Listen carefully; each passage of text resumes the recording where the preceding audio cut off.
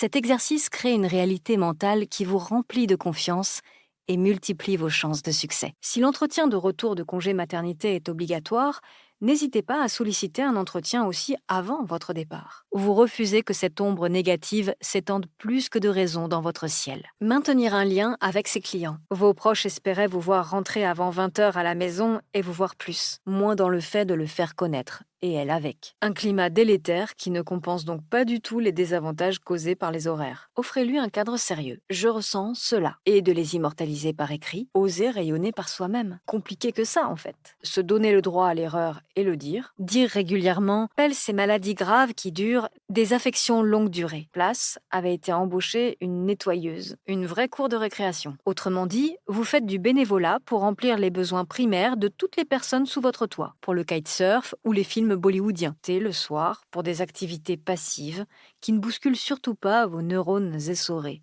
Une série, un film.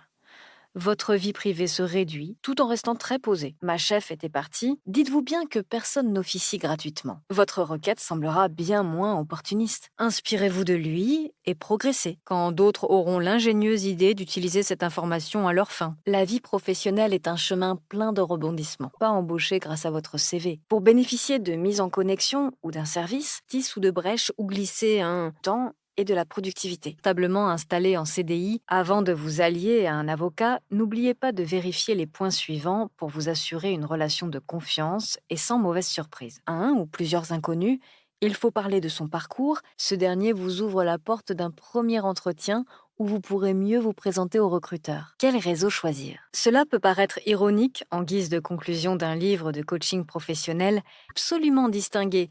L'annonce faite à votre patron, N+2, voire +3.